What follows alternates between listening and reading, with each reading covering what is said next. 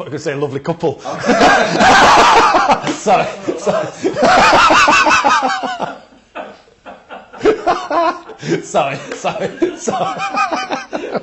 My name is Junaid. I'm 46 years old. I converted to Islam in 2003, so 13 years. English through and through. England born and bred. I was born and raised in Sheffield. I live in Wakefield in West Yorkshire now.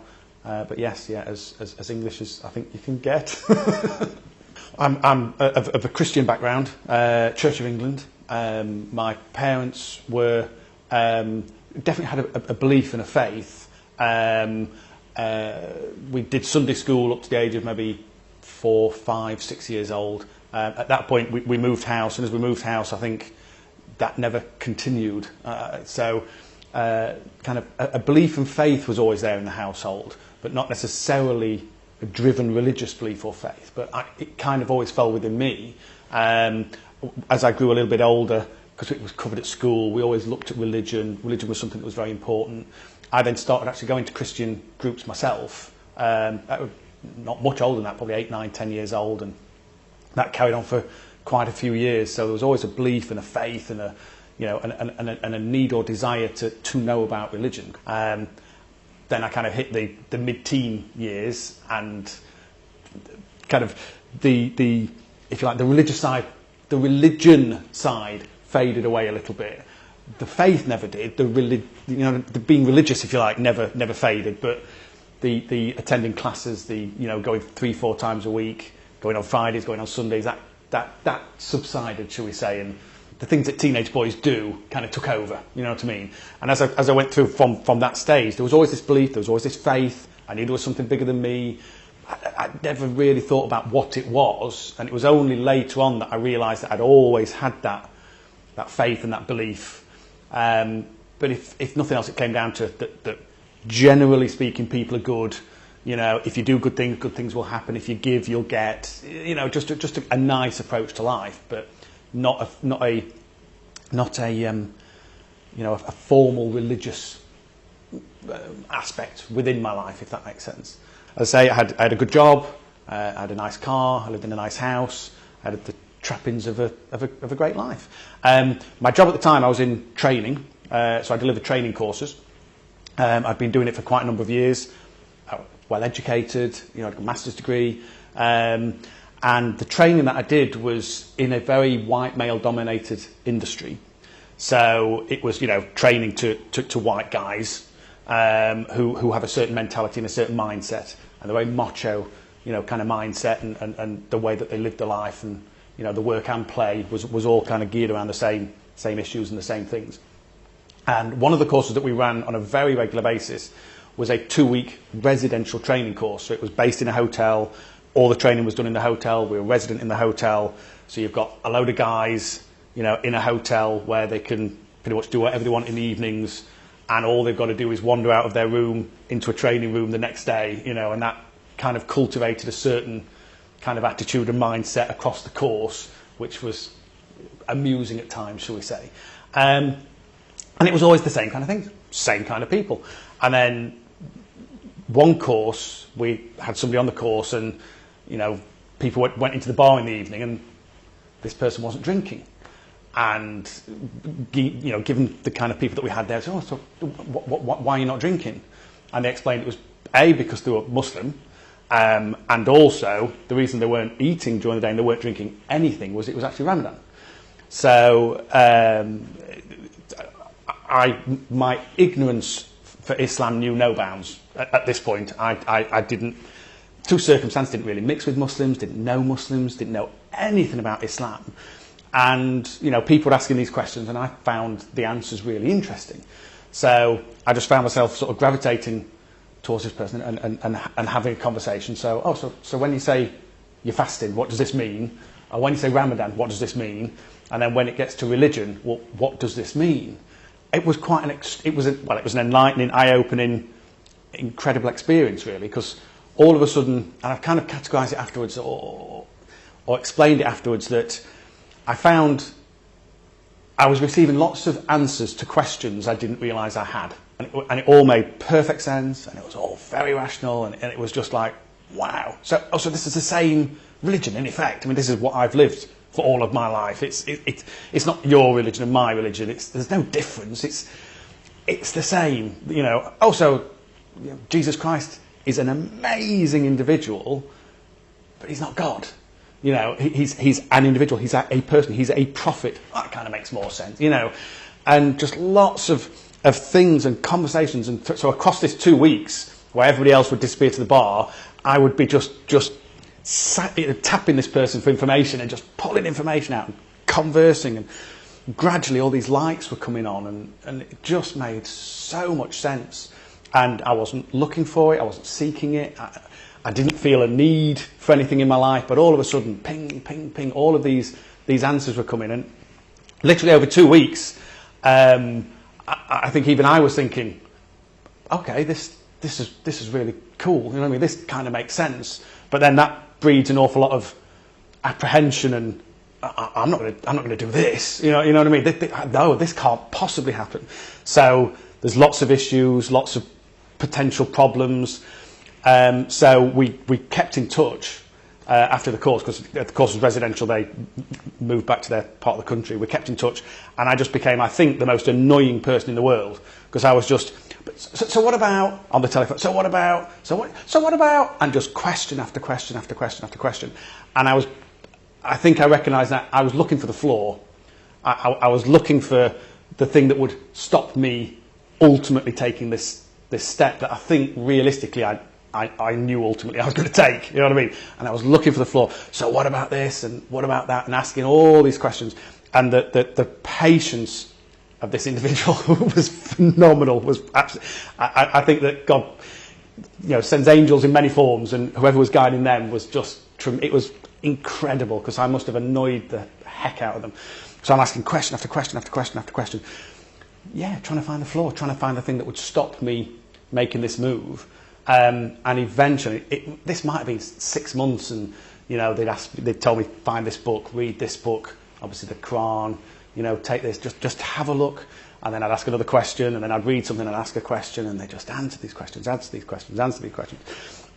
And eventually, I don't know, maybe 5, 6, 7 months, they kind of said, right, I think it's time for you to visit a mosque. I think it's time for you to go, and you know, I can answer so many questions.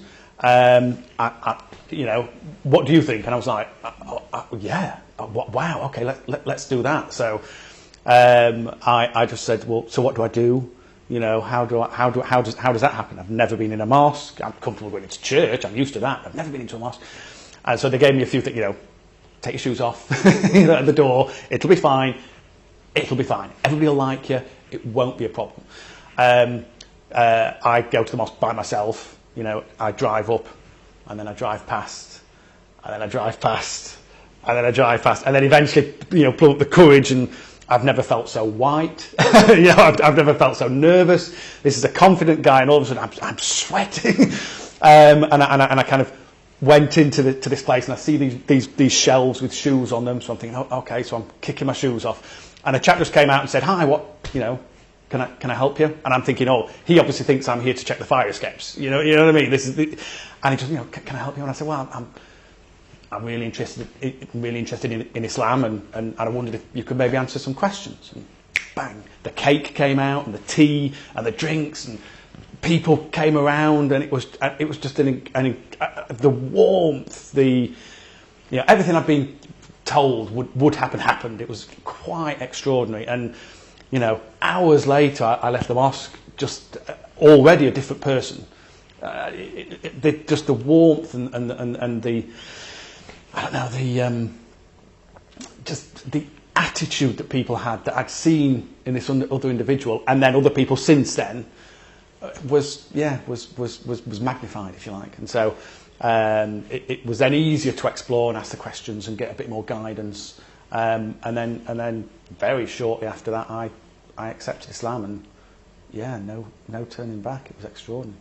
But from nothing, I wasn't seeking anything, to really don't want to do this. You know, how can I stop this happening? To, okay, there's no flaw. Every single question has a rational answer to it, has an explanation, and it just made sense. Everything that I'd done as a child. So, who was Noah? Who was Moses? Who were these people that I'd kind of heard of? And they're all explained. All of these things were now explained. It all made just perfect sense. So, when I made my Shahada, it was quite an extraordinary experience, actually. Approaching it, I assumed it'd be really difficult. I assumed there'd be lots to it. I just again, assumption. I'm not born into this. I didn't know that, things that other people may take for granted, I had absolutely no concept of. And then when somebody explained to me, oh no, all you will be doing is, and I said, well, that seems really quite straightforward. We'll give that a go. So as a result, then my pendulum swung so far the other way where I thought, oh, this will be easy then. This will be really straightforward. It was very simple. It was very straightforward, but the transition was really quite visceral and quite extraordinary. This I want to say a feeling of warmth or a glow. I don't know really how to describe it, but there was a physical manifest. There was a change that you could feel the change, if that makes sense. Where you say these words and you say them in Arabic, and then somebody's explaining what that means in English. It's not just a case of, say these words and we're not going to tell you what they. It's all explaining. You're told. It's a very simple statement, but such a profound statement, but such an obvious one. Saying, I believe in one God, and I believe that the Prophet Muhammad, may peace be upon him, is his messenger. And ultimately, you're making this declaration, and so simple. And this, I'm repeating myself, I apologise, but this warmth, this glow, I could feel the transition. It was extraordinary. It was absolutely extraordinary. And from then, the response from people, it's like they were experiencing it as well. The utter joy.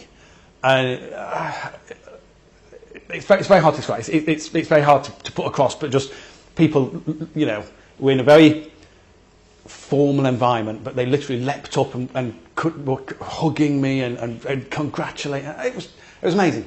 It was amazing. It was absolutely incredible. I mean, the concerns for me, there were many. As I say, I was genuinely looking for the flaw. I'm thrilled that I couldn't find it.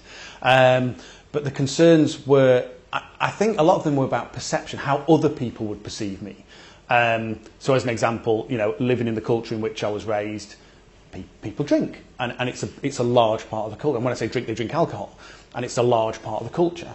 And not doing that might make it difficult to mix with certain people, and certain people might even frown on that. I mean, I now look at that and think, well, hey ho, you know what I mean? It has absolutely no bearing or impact now, but at the time that was a big issue, and it was not long after 9/11. There was a certain perception around the world. Even with that, as I say, my ignorance knew no bounds. I didn't know a great deal about Islam until meeting people, and then it was a huge transition, because the people that I were meeting were so much in conflict with, or how they behaved was so much in conflict with what you were seeing and what you were hearing and what you were being told. It was extraordinary. So, but there was an issue with regards to that, and a lot of it, came down to the issues of perception. How would people view me? I'd worked for the same company for an awful long time. I was well established. I had a role that put me out into a huge network of people. I stood up in front of people and delivered training courses. Could I still do that if was my life going to change, and were those changes going to be, ultimately negative? Was it going to make my life more difficult? I feel extraordinary even mentioning alcohol now, because at the time, even saying it feels horrible saying it. It feels weird saying it, because at the time it just seemed a focal part of so many people's lives. And then now that it has absolutely no bearing, you just think, why do people waste so much time and money and sanity, and why do they allow things to just sap the goodness out of them? I don't know. Maybe that's going a little bit too far, but. Absolutely no issue. I much prefer not drinking. I much prefer my children being in an environment where they don't see alcohol. I much prefer, or when they do see it, it's hard to see alcohol in a positive form when you're a child and all you see is what it does to people. Ultimately, the issues that I had, certainly around alcohol and perception and how I would be perceived and how I'd be seen, ultimately don't matter. They genuinely don't matter. But the one thing I found is I fundamentally don't feel like I've changed at all. All that's happened is my life has just got better and better and better and better. Okay, I don't drink, no issue. You know, it doesn't make any difference at all. But all that happens is the circle of friends that you meet with just becomes different. And from my point of view, that's much, much, much, much better because the circle of people that I meet with have a mentality and a mindset that there's one God, and we talk about God a lot, and you know, this comes into your life and how it affects your life, and you just view things differently. Fundamentally, I don't think I've changed. I've changed some of the things that I do, but overall, I feel like I'm the same person. I'm as good as I ever was. It's just that now that goodness has a purpose and a reason behind it. Yeah, life's brilliant. All these apprehensions about how will I be perceived. There would be some people who wouldn't even know that I'd converted to Islam. Some people wouldn't even know because I just lived my life in a way that I'd like to think people should live their life. Yes, so if there were any apprehensions, it was, you know, the negativity that might come from embracing and accepting Islam. And actually, it's been nothing but positive. Everything about the journey has been positive. You just have a new focus and a new drive and a new reason, you know, for getting up in the morning, for the things that you do. Everything that you do is with a purpose and with a vision and with a view. And if you take it to a very basic principle, is to help the people around you, and then ultimately, you know, so that hopefully God will be happy. Yeah. So overall, the change that Islam has brought has been, well, nothing but positive. It's all been positive. There's all positive changes. There's changes, if you like, within your mentality. When I get up in the morning, I know why I'm getting up. I know why I'm doing the things that I'm doing. But also, I want to do things for the people. I want to help the people around me. One of the things that I find in the Muslims that I meet and the Muslims that I speak to is this desire to help those around them, the desire to help your neighbour, the desire to help anybody around you. Whether they're Muslim or not, anybody that comes to you, you're actively trying to find a way to help them. Because if you can help them, if you can help their life, if you can make their life a little bit better, the world gets a bit better, and, you know, God should be happy with that. All of these things, it's what people should do. But you now realise why you're doing it, and it's an amazing feeling, and it's there all the time. And I see my children doing it. I see my children wanting to help other people. I see my wife help, all my friends. It's extra, and not you don't lose anything from that. You're gaining all the time. It's not about you giving things away. It's what you get from helping other people. So the religion encourages you to help other people, but all the time that's happening, you're growing, and you can feel this. Yeah, you get a great feeling and a great sense of joy whilst you live your life. That's as well as everything that you get from the religion itself. Just your whole philosophy, your whole way of life is, you know, what can I do to better the world? What can I do to better the people around me? And as a result, what can I do to improve myself? I'm not one for giving advice, but my first piece of advice would be ask questions. There'll be lots of things running around your head where you're thinking, well, what about? Ask the questions, because I'm telling you, there will be an answer, and it'll be an answer that will make this journey more easy for you. And ultimately, yeah, do it. Do it. I can't be one to tell you, and it is entirely up to you. All I would say is the temptation to procrastinate and put things off in life is a big one.